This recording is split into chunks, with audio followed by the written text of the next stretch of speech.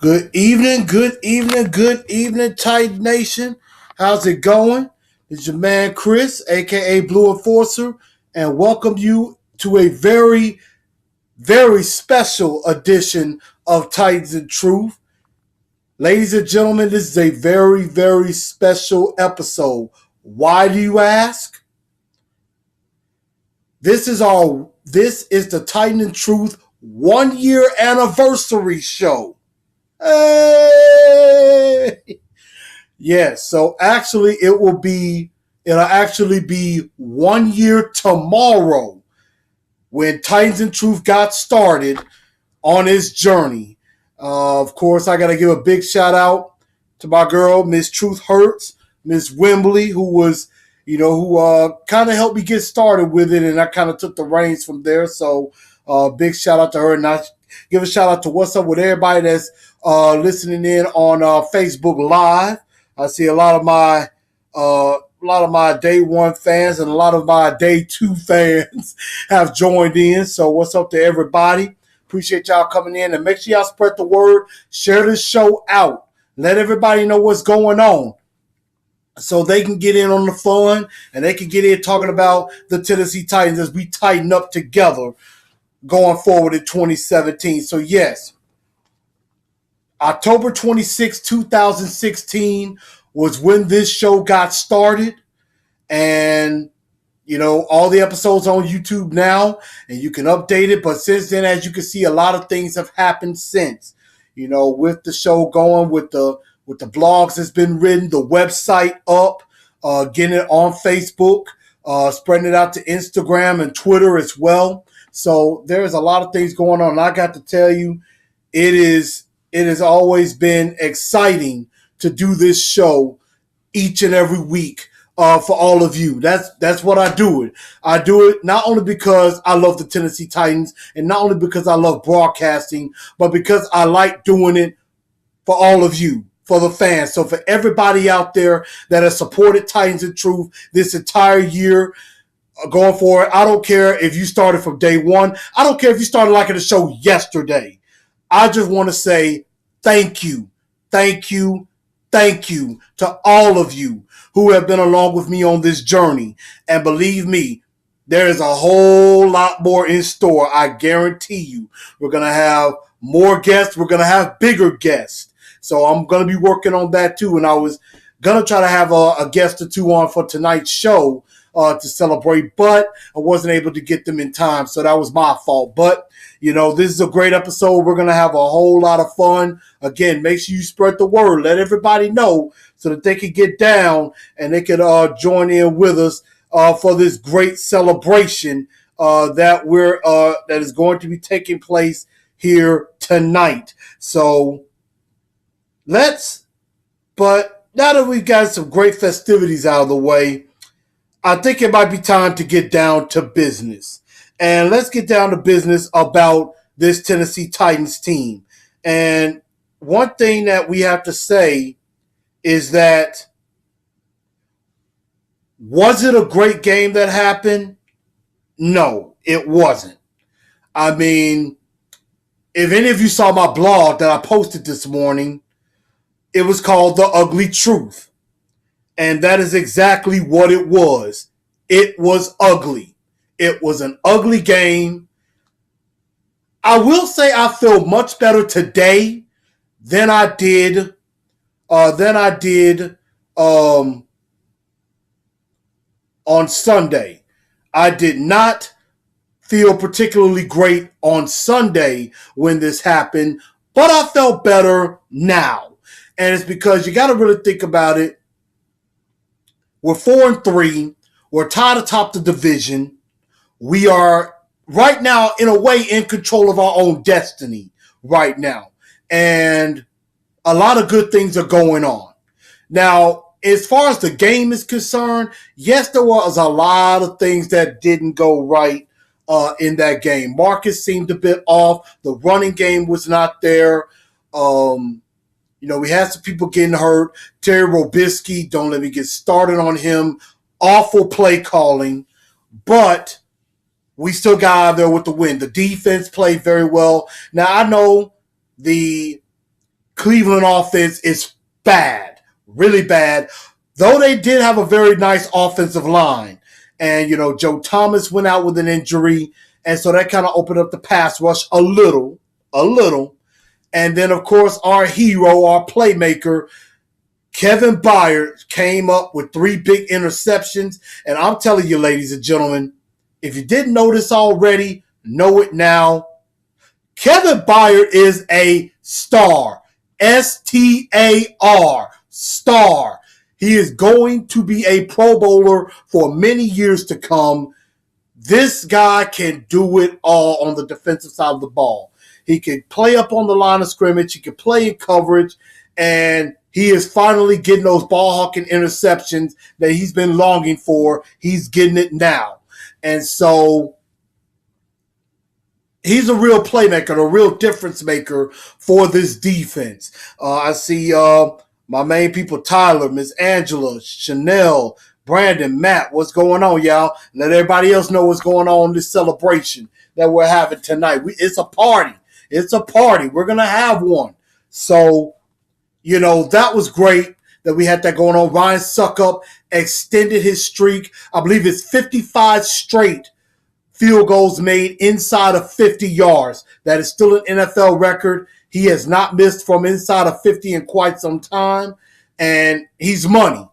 And so I definitely give praise to Mr. Ryan Suckup and Kevin Byard. And again, with the good, there is the bad. Terry Robisky, I know y'all have heard me harp against Terry Robisky for a long time. I'm going to continue to do that until he can call a game consistently. He hasn't been able to do that.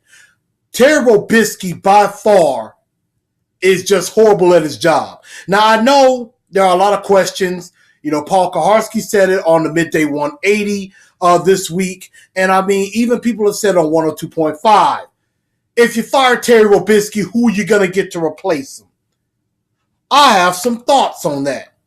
First and foremost, I would go with the quarterback's coach, Jason Michael. He will be the guy I would go to as the offensive coordinator if they were to let Terry Robisky go, which I don't think they'll do it mid-season. I could see it being a change at the end of the year, but I highly doubt they'll do it mid-season. If they were going to do it, I think they would have done it by now. I don't know. We'll have to see what happens there with that. So, it is going to be interesting to see where they go on from here. What's up there, Ashley? How you doing? Hope that baby boy of yours is doing all right and everything. So, for everybody that's not on Facebook, watching this, I tend to shout out everybody that's on Facebook. If you're on Facebook, join the fan page, Titans of Truth Fans. Join that page. You get all the footage, you get everything, and you get to see what's going on. But yeah, like I said, I'm out on Robisky. I'm over him. I'm off of Robisky right now. I just think he is just not that good of an offensive play caller, and that's all I got to say about that. I am ready for him to leave. By the end of this season, in 2018, we need a new offensive coordinator. Plain and simple. With that being said, we won this game 12-9. I called my blog The Ugly Truth for a reason because it was ugly, and that is the truth. This is Titans of Truth. That's what we're going to do here. We're going to tell the truth in what's going on. That was ugly in the worst possible way. UGLY, you ain't got no alibi. Ugly. Yeah, ugly. That's exactly what it was. And so, but let's get to some positives. We're, again, 4-3 into the bye week. This gives a lot of players a chance to get healthy, to rest, to be away from football for just a minute and kind of rest your body and prepare for the long haul that is the second half of the year. And, this is very important, and it couldn't have come at a better time. We had a lot of injuries starting to pile up a bit. Marcus gets a week to rest his hamstring. It's been 5 weeks since that happened. And so you're hoping by the Baltimore game, he should have most of his mobility back and be able to move in the pocket and run if necessary. DeMarco Murray, he had issues with the hamstring and also a shoulder injury. Now, Mike Mularkey said in the press conference that it's nothing serious, but they're going to take it slow with him, but he should be good to go as well. Delaney Walker has a bone bruise in his leg. I believe it's his right leg or ankle. And so they're, saying, it's basically going to be how much pain can he tolerate is going to be the question for him. And I honestly believe unless Delaney Walker comes out and says, I cannot walk, I think Delaney Walker is going to be playing against Baltimore in 2 weeks' time. So I'm not really worried about that. But it does give chance for some guys to rest and heal. Great news coming out. Corey Davis finally will get back on the field. He will practice next week and looks like he will be making his return on November 5th against the Baltimore Ravens. Jonathan Cyprien looks like he's scheduled to return as well. Derek Morgan gets to rest. He played through the abdominal strain that he had. He played through that. And we're going to get a lot of guys healed up. So the bye week really could not have come at a better time for this Tennessee Titans team. And I'm actually happy about it. 4-3 looks a lot better than 3-4. And I know a lot of us was mad about how the game ended, but let's feel better about that and we can move on. Mike Mularkey did say something in his press conference, said, that was an ugly game. We did not play well offensively, and we still got the win. So that is, something to hold our hats up on there. But that's basically what I feel as far as the game. Things could be a lot better, and that's what they're doing this week. The coaches are meeting up basically to reevaluate, reassess some things that happened. What didn't work, what did work, and how can we be better on both sides of the ball and special teams as well. So that is something that they're definitely working on as we speak, and they're probably developing a game plan, getting ready, looking at teams that they're going to be playing in the second half. And speaking of Baltimore, if you really want to get a look at the Baltimore Ravens going into next week's game, I implore you to watch Thursday Night Football tomorrow night. The Baltimore Ravens will be playing the Miami Dolphins. That is a game where we can really get a look at the Baltimore Ravens and scout them, for this game. I'm definitely going to be paying attention. I'm definitely going to be watching. I'm also going to go back and watch the Pittsburgh Cincinnati game from last week because those are our next two opponents after Baltimore. So, getting yourself ready for the next 3 weeks because these next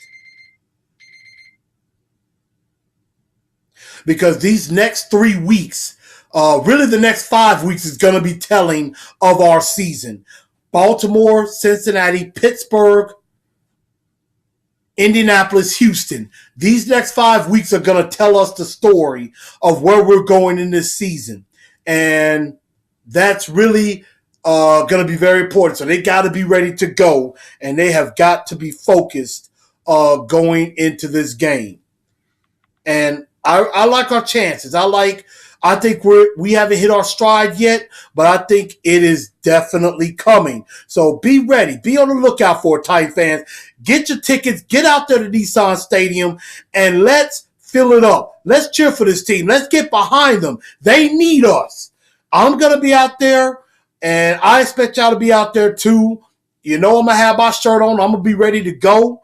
And so I'm going to be cheering proud. And that's how we're going to get this team going and get them to the division title and to the playoffs. So that's really what I am looking for, definitely. And so with that, I see some comments coming in off of Facebook Live. I got my guy Chris saying, I can't live with Mularkey I can live with Mularkey if he gets new coordinators. I understand that. Now, I know early on a lot of us were saying it's time for Dick LeBeau to go. I'm not ready for that yet. I mean, if he retired, I understand, but it would depend if they decide to stay in the 4-3 or go back to the 3-4. Honestly enough, I think we have the players for a 3-4 better than a 4-3. Derek Morgan, Brian Orakpo, they've played in the 4-3 as well, so I think they're pretty good at it. Casey is a monster in the 3-4, and maybe this will get Kevin Dodd on the field in the 3-4. Now, Eric Walden, I don't know. Caraway, Aaron Wallace, I'm not sure about that either. We'll have to definitely see about that, but maybe going back to the 4-3. If we stay in the 3-4 and LeBeau retires, maybe getting a guy like a Todd Bowles. Maybe even talking to Rex Ryan a little bit. I mean, hey, I know Rex Ryan is a diva, but he's a heck of a defensive coordinator. So, I mean, I could definitely see that, but I doubt he would do it. But I'm just saying it's a thought. Let's see.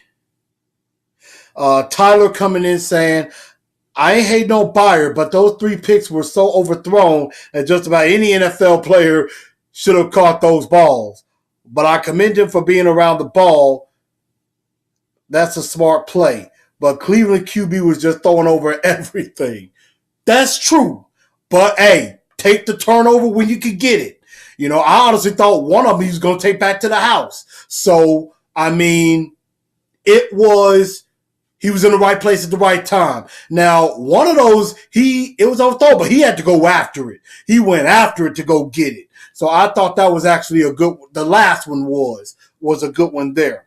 And then the second one it wasn't really overthrown. He played the play well. He played the play very well and kind of baited the quarterback into throwing right there. And he turned at the last second and got it, which was actually genius play on his part. I got my Aunt Tippy coming in all the way from London. Hey, Aunt Tip, how you doing? Thank you so much on that. Chris Epps coming in saying, I'm not high on Jason Michael. I don't think he's the answer. Now, I'm not saying he's necessarily the answer. I'm just saying he could be better than Robisky and get us through this season. So that's what I'm saying on that. I got Derek coming in saying, I seen that Michigan sign, hang it up in your room. Go blue. Hey, as y'all can see, I have a few colleges I like. I mean, this is, of course, my alma mater, the University of Memphis, but I got some love for, of course, the Florida State Seminoles and the Michigan Wolverines. And, you know, North Carolina, love basketball. But y'all know this is what I'm about right here. That's what I'm about right there. Tell you the truth. And that's what it's all about right there. And I see Chris says Walden plays a stand-up one technique. Sounds about right. Matt, what's up with you? Can't snub nobody, so I got love for you. I got love for you, Matt. No doubt about that. And I definitely definitely look forward to your RPO. So y'all see my guy Matt out there, Matt Natrone. I always used to get his name wrong. Matt, don't get me for that. Matt Nakrone, RPO. His podcast is actually pretty good, so definitely check that out.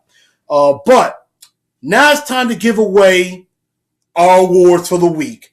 Our Two-Tone Blue Star of the Week. And, you know, there were quite a few nominations. There were a few nominations that came in.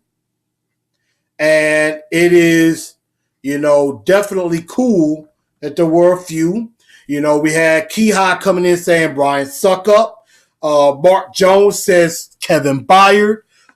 Brandon Bowers says new Mr. Monday Night, Kevin Byard. Tyler comes in, he says split between Suckup and Byard. And so, you know, in all honesty, those were the only two choices that, you know, you could definitely go with. And so I can't decide. You know, that's a tough one to decide. At first, I had a winner, but you know what? We're going to have Two-Tone Blue Stars of the Week. Kevin Byard with 3 interceptions and Ryan Suckup who had 4 big field goals, including a 47-yard game winner in overtime. And of course, Ryan Suckup last week was the AFC Special Team Player of the Week, and Kevin Byard, congratulations to him. He is also the AFC Defensive Player of the Week for his 3-interception performance. And so I give congrats to both of them on that, being the Two-Tone Blue co-stars of the week. Let's see. Derek came in and said, I want to go back to the Miami game or even the Browns game. If we can't get in the end zone, I don't know how the rest of the season's going to go. Now, that's a good one I'm going to comment on later on in PMB, so we're definitely going to get to that. And I hope we stand Casey up over the center more from Chris Epps. That is interesting. That is an interesting formation sometimes when they do that. They have 4 guys standing up. It look like they're nobody in the middle. But I like that formation because you never know who's coming. You don't know where they're coming from. So I definitely do like that. But when there's a star on top, there is also a dunce on the bottom. Boom, boom, boom, doom. I'm sorry, y'all. I had to do the Price is Right sound. I know it may not sound right. And if y'all don't like it, I don't care. I don't care. But there are some Dunce of the Day nominations. Kihai came in, of course, OC, which is Terry Robisky. So I definitely understand that. Brandon came in with the Dunce offensive coaching staff.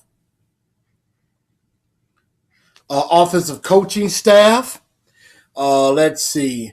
Tyler came in. Dunce will be everyone that allowed this coaching squad to continue coaching. That is a excellent point indeed. So I see there is a consensus on where I think this is definitely going. So you know what? I'm absolutely with you on that, y'all. So the Two-Tone Blue, the Two-Tone Dunce of the Day goes to the one and only Terry Robisky. And I can't remember how many times he's won the award. I think he's won the award. He's probably one of the only people that's won the award, the Dunce Award, multiple times. So, I think he's one of the very few, if not only multiple Dunce of the Day winners. That ain't a compliment, but it is something not to be proud of. I mean, like I said, he's just a terrible offensive coordinator. He's got to go. I'm not for it. I can't deal with him. So, let's see. Matt Necron says 13 for 13, but I don't think you'll give it to him. Well, I gave it to him. Terry Robisky, Dunce of the Day. And so now we are going to go into another fun version of this show. And definitely get into what y'all want to talk about, what y'all want to ask me. But before we do that, I got to give a shout out. I have to give a promo and a shout out to a sponsor of Titans and Truth, and that is Miss Allison Conley of Rose Jewels Boutique. She has been a sponsor of the show from the beginning. So she's definitely been very supportive, talks to me about it and about the show. She has made some jewelry for my wife and for my mother-in-law. She is amazing at what she does. So check her out, rosejewelsboutique.com. You can order jewelry the way you want it. If you want a Titans and Truth bracelet or a necklace, she can make it for you. She can make it in the way that you want. And she is very eccentric. She she puts it out there. She puts it in a way that it is based for you. Ladies, you could do this. Fellas, she could do it for you as well.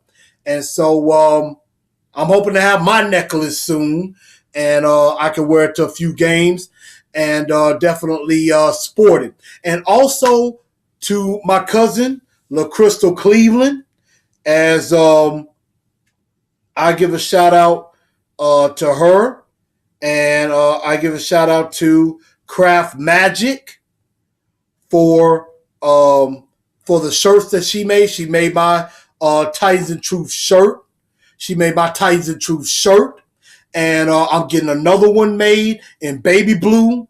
I'm going to try to have it for the Baltimore game. If not, I'll definitely have it for the Cincinnati game. And so if y'all see me in the shirt, in the stands, I'm in section 143, shout me out. And, tell your friends about it, because it's going to have Titans and Truth on there. On the back, it'll have my information so you can follow me. And so I definitely shout that out, Crafts Magic.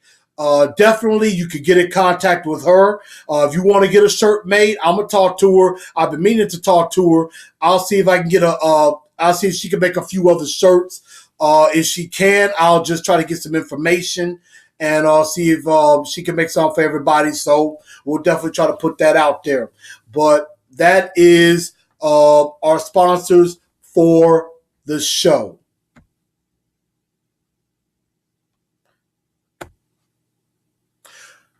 But yes, y'all, it is time for Pick My Brain. Pick My Brain. And this is my favorite part of the show, yours too. And this is the part where y'all get involved. Y'all get to ask me some questions. Y'all get to find out what's going on. And I get to, y'all get to pick into my mind to see what I think. Had a few comments over Derrick Henry, not going to give it to him right now. Running game's got to get better, though. Chris Epps coming in saying, the sad part is Malarkey buys off on the crap. Not very good. He shouldn't buy off on it. He should want to be better, and we got to get better at that. Matt, check out rosejewelboutique.com. Tell her that Chris of Titans and Truth sent you. She might help you out. She might do something for you. And but we're gonna go ahead and get to Pick My Brain. Got a few questions on the dial, and let's see. I think I have a comment here from Brandon that says, "Can't move the ball into the end zone. Not scheming right. Not making the right decisions."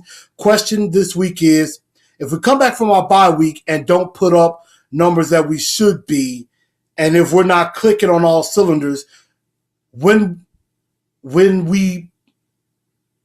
it be time that the front office and John Robinson start to panic about our coaching staff, and if we need to move on to somebody else and new coaching staff? That's a good question. I would give them the rest of the season. I think, yes, is scheme not great? No, it's not. It's not great. However, we're getting guys back. I know they probably could have played the game like they did against Indianapolis, have Marcus throw a little bit more from the pocket and, not try to run into the strength and heart of the Cleveland Brown defense. But I think Marcus is getting his mobility back, so he'll be able to run. They'll be able to run a lot more read option, and they will have to take Marcus's running ability serious again, and that'll open it up for Derrick Henry and DeMarco Murray to run. And then, of course, you're bringing in Corey Davis, who is a great route runner, and he's going to definitely open up some things. He'll free up Walker. He'll free up Taylor. He'll free up Matthews. And that'll also help the running game as well. So I think if it's not clicking by the end of the season, I can see where John Robinson comes to Mike Malarkey and say, hey, you need to change your coaching staff. Robinski's got to go. And, they could probably do it the way that Rustin, and I believe it was Tommy Smith, said it with Mike Munchak some years ago. They came to him saying, look, you got to make some changes to your coaching staff. Bruce Matthews has got to go. And I think he said the offensive coordinator had to go, and you either had to get rid of them or we get rid of you. Mike Munchak didn't want to fire his friends, so they got rid of Munchak. So it could be a situation like that. But we have seen where Mike Mularkey has fired some of his coaching staff before. He let go of Frank Jefferson, the wide receivers coach. He also let go of Bob Bratowski, who was the wide receivers coach last year. So he has had the tendency to let go of people. Bobby April is another, the special teams coach. So Mike Mularkey ain't afraid to pull the trigger on anybody. So, he has not, he doesn't hold anything back. So, I don't think they'll panic yet, but they do need to do better offensively. I do agree with that. So thank you for that question, Brandon. Tyler, as usual, comes in with his boatload of questions, which I will be glad to answer. So we're going to definitely try to run through this pretty quick. Tyler said, Mike Munchak would be great to bring back as an O-line coach. Russ Grimm is doing pretty good right now, but I can see that. But Russ Grimm is not doing too bad as an offensive line coach. I mean, I'm not going to say off for one little off year. I mean, we had a great O-line last year, and we're still 9th in the league in rushing, and our numbers are going up little by little every week. So we could definitely do that. But Tyler coming in saying, I hear the players get the whole bye week off minus the injured guys. So what's going to be emphasis in the bye week or possible trade? Emphasis on the bye week, I think, is to heal up, to rest. Definitely maybe get in some weights, lift a little bit, but just rest. Rest, heal up, get better. The injured guys are, probably going to be rehabbing and, try to make sure that they're back as close to 100% as possible. As far as trading goes, I haven't heard anything as far as a trade. It wouldn't surprise me if John Robinson made a move. This is just a dream of mine, but I would definitely love to see the Titans get a trade for Marcel Darius. If Marcel Darius came to this team, he would be a big-time factor on the defensive line. Now, I definitely don't think it'll happen, but I can dream, can I? So, I can dream. But I could see a trade or two happening, maybe with him or, what would y'all think of Dominique Rodgers-Cromartie, DRC coming back home? He played ball at TSU. So, that would be kind of a nice coming home for him. So, I could see that. I know there's Martavius Bryant being bounced around out there.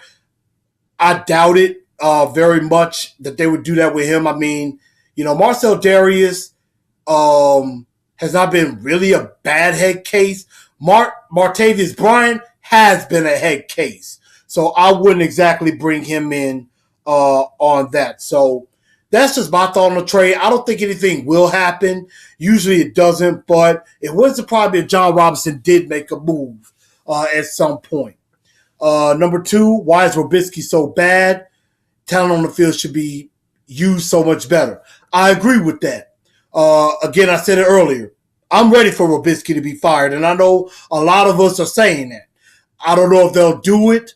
I doubt they'll do it because I think if they would have done it already. But, yeah, like I said earlier on, I'm over Robisky. I'm tired of him. He doesn't know what he's doing. He does not know how to use his players and put it in better position. For example, the Browns game, and I said this last week. Yes, we're trying to be a exotic smash mouth football team. But a lot of the times, the team is going, the defensive side of the ball on the other side, they're going to sell out to try to stop the run first. They know that is our strength. They know that's what we're going to do first. So, they're going to gear up to stop the run first and take their chances with Marcus throwing the ball.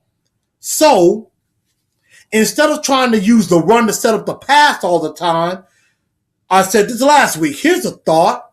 Why don't you use the pass to set up the run? You could come out passing a little bit to kind of get them off guard and kind of spread them out a little bit. Take that extra safety or that extra 8th or 9th man out of the box, and then you can come back with the run, set up the play action. You could do that. But it just seems like Robisky and maybe even Malarkey deserves a lot of blame on this too. It seems like they're coming in every week with the same game plan. They're going to just basically come in and say, we're running. And the defense is just going to have to stop us. Now I understand the cliche of, hey, it doesn't matter if they even know what we're running. They got to stop us anyway. But you got to be smart. You got a game plan for the opponent you're going to face. And they didn't do that last week. The Browns are one of the best teams in the league against the run. Number 6, to be exact, against the run. Why are you going at their strength?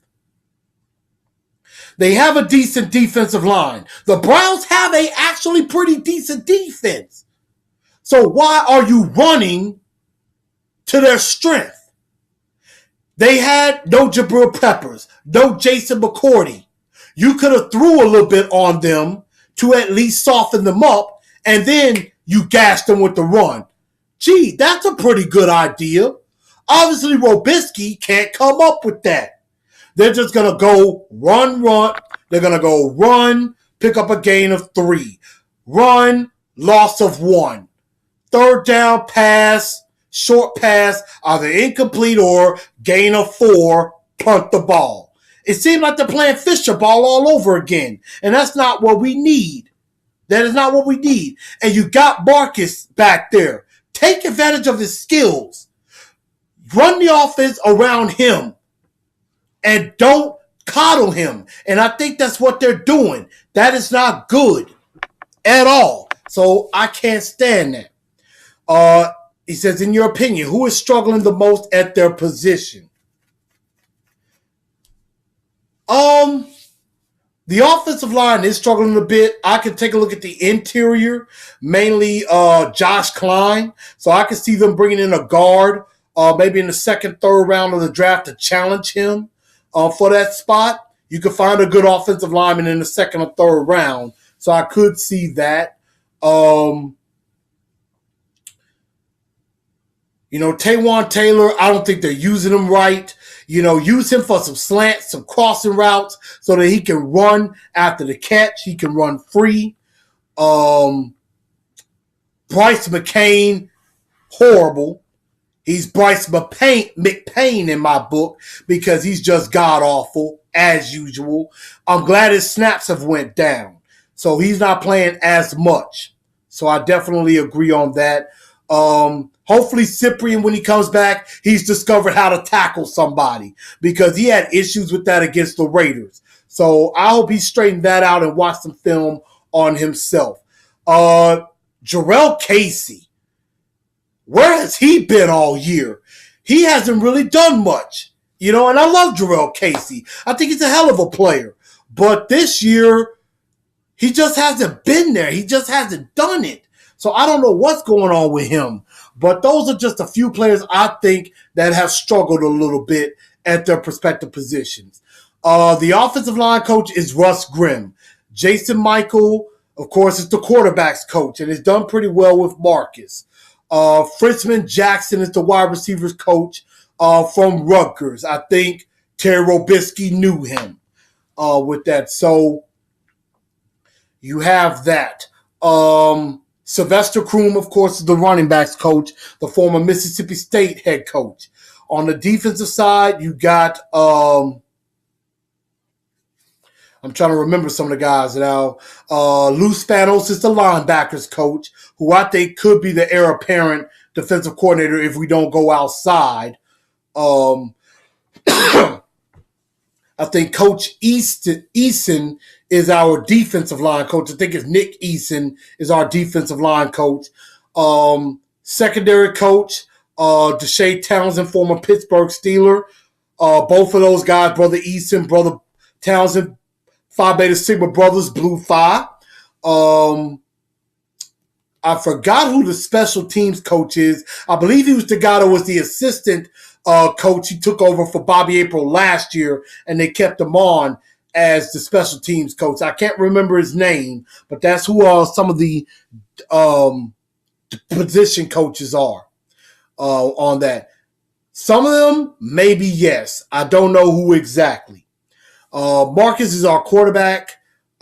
Is he the leader? Does he bring that fire to command the other 10 guys on the field? Soft-spoken guy, seems to get hurt often, so I'm just throwing it out. Marcus is a leader, and you don't have to be vocal. You don't have to be vocal, fiery, rah, rah, rah type of guy to be a leader. I think Marcus leads by example. He lets his play do the talking. You know, he doesn't really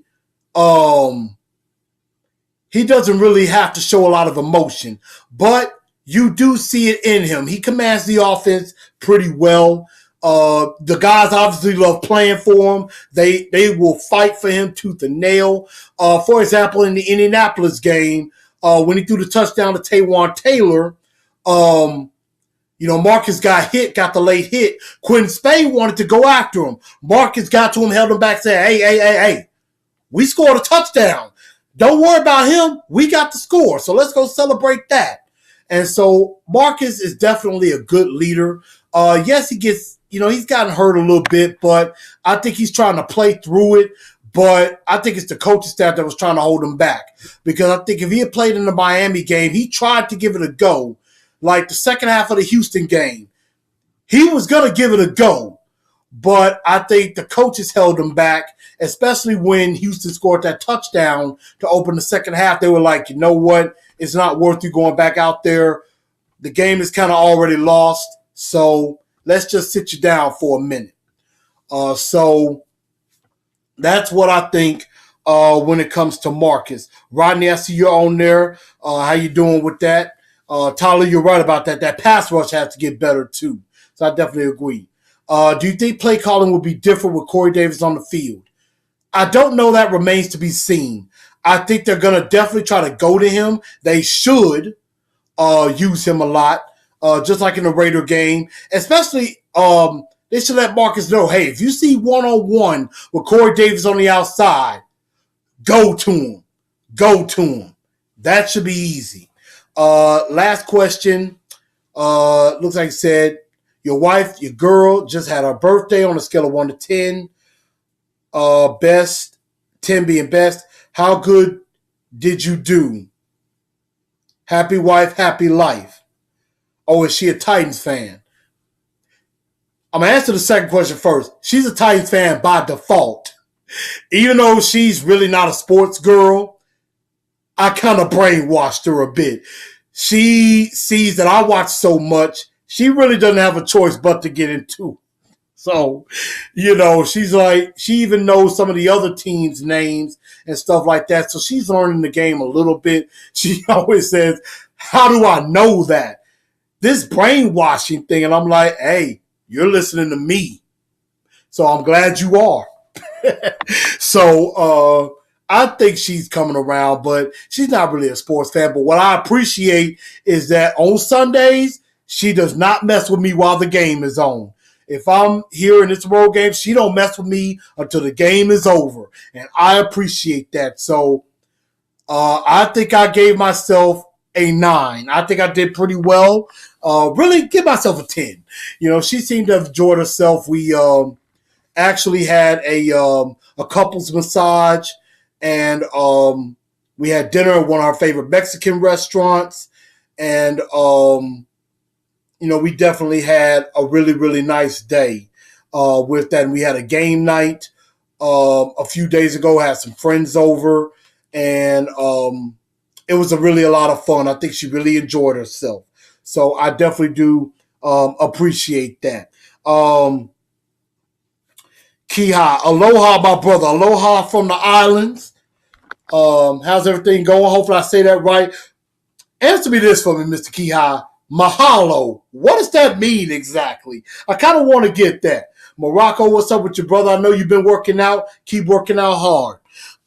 Looks like those were all the questions I had for Pick My Brain. I'm trying to see if I had any other questions out here. So give me just a moment. I'm trying to see if somebody else reached out to me. It doesn't look like it. So that's it for Pick My Brain. And now, while I'm talking about the mid-season thoughts, I want y'all to give me your thoughts on the show for this last year. I want y'all to know. I want y'all to be honest with me. Give me some good feedback. What do y'all think of the show? What do y'all think of some things that I could do better to give it a better show? Maybe to get more subscribers, more viewers, get it out there. What do y'all think of the show so far? So I want to hear from you. That is the Blue Bombshell question of the night that I want to hear from. So let me know what you think. But while that's happening, I just want to give my mid-season thoughts right quick. And that is, again, we got a good second half of the year coming up. So we got, like you said, Baltimore, Cincinnati, Pittsburgh, Indy, Houston. So we got, 3 of our next 5 are at home. So this is going to be the stretch that tells our season. We could definitely make a major step forward to the playoffs. And also towards the division title. And I honestly think this. If we could beat Baltimore or Cincinnati, and I hope we don't slip up against one of those two, and we go in 6-3 into Pittsburgh, I think our confidence is going to be up. I think we may actually have a very nice shot of winning that game. I did pick Pittsburgh to win in the beginning, but I could see us going in there, giving them a dogfight, and we may be able to sneak out of there with a win. Anything can happen. But then the games against Houston, which is at home, and Indianapolis on the road, which looks like that's also going to be without Andrew Luck. We got a chance to really take control of this division. We could end up going to 3-1 on the division. Let me make sure I got the right. Hold on. No, actually, I take that back. 4-1 on the division. In the division, if we beat Houston and Indianapolis, and then we would have swept Indianapolis for the first time in a long time, and we would have split with Houston. And depending on how Jacksonville does, that last game against Jacksonville may not even matter. But we got to watch out for that. December is going to be an interesting month. You got the West Coast swing with Arizona and San Francisco. They've already said, Mike Mularkey's already said it. They're going to stay out on the West Coast for those 2 weeks. So when they play Arizona, they're going to stay out west and prep for San Francisco and just go to San Francisco. Those are probably 2 wins. But then coming back, that Rams game, week 16, I thought it was a win. Can't say that just yet. The Rams are on a roll. And so that may be a game that could be flexed to Sunday night. So that's going to be a very interesting game on Christmas Eve. So hopefully there's not a Christmas Eve curse on that. So we're definitely going to stuff to say about that. You know what? Thank you for that, Kiha. Mahalo on that. So I understand what mahalo is. Thank you. I appreciate that. Rodney coming in. Do you think they're going to bring anybody else in? I don't know yet. We're definitely going to find out. Usually Tuesday and Wednesday when they do bring in guys to look at as far as free agents. John Robinson may be on the line, looking at some trades. Maybe looking at draft picks too. Trying to see maybe he can get extra draft pick or so for the draft next year. So maybe that's something we could see. Rodney, I'm going to get into your other comment in just a second. But I do like what you said. We're going to have to put points on the board second half of the season. We want to win. I agree with that.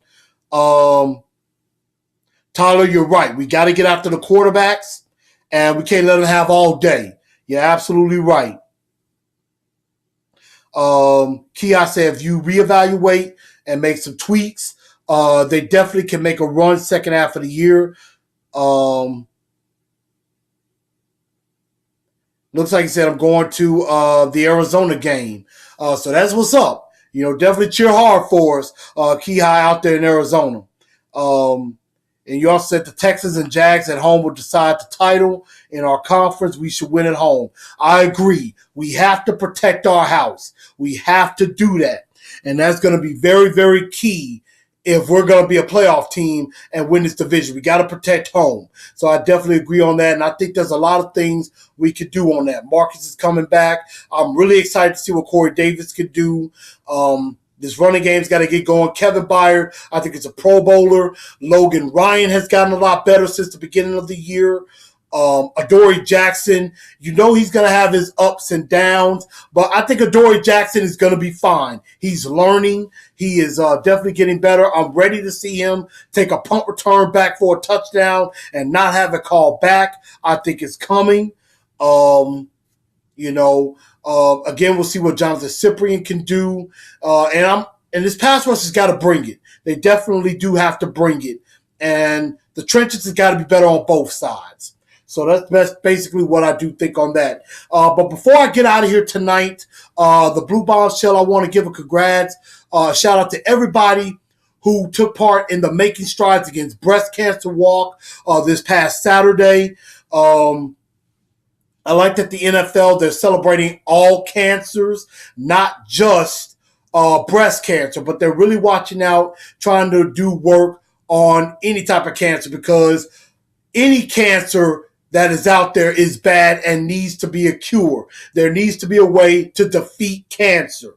We have got to find a way to stop these diseases. There's blood cancer, there's prostate cancer, there's breast cancer, lung cancer, brain cancer. There's definitely a lot of things that are going on out there that we need to pay attention to, and we need to help and join the fight. Making Strides Against Breast Cancer, you go to ACS.com, the American Cancer Society.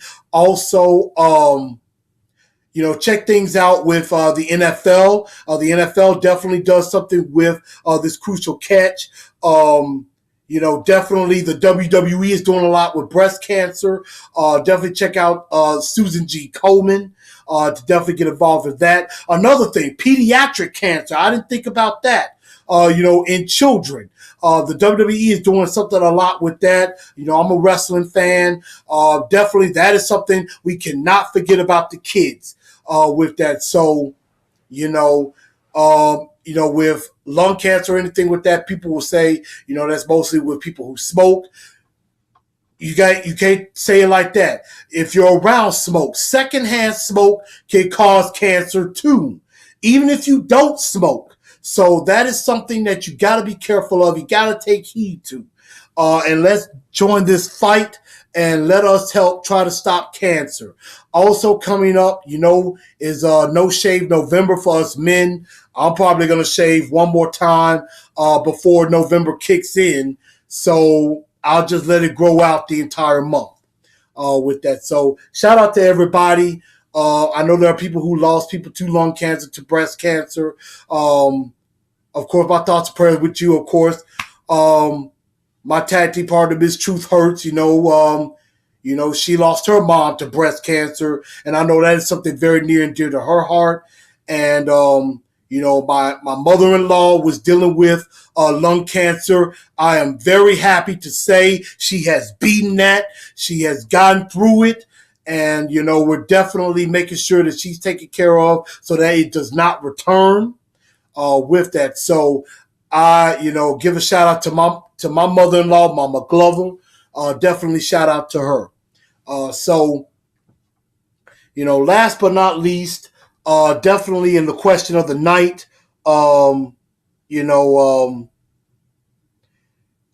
saw Rodney basically said, he said, I'm loving the show. You have good insight about the Titans. So I give you a like for that. I appreciate that. I'm going to go back and give a lot of y'all some likes. A lot of y'all have brought it. So I definitely thank you for that. So I'm definitely reading a lot of things. Rodney got to quit being predictable. That's why I say sometimes it's okay to use the pass to set up the run. Baltimore has historically been a good defense, so we got to find a weakness there and exploit it. And also, we got to get after Joe Flacco. We'll have more of that going next week as we preview Baltimore. You know, schedule is a lot easier, so we definitely shouldn't have any excuse.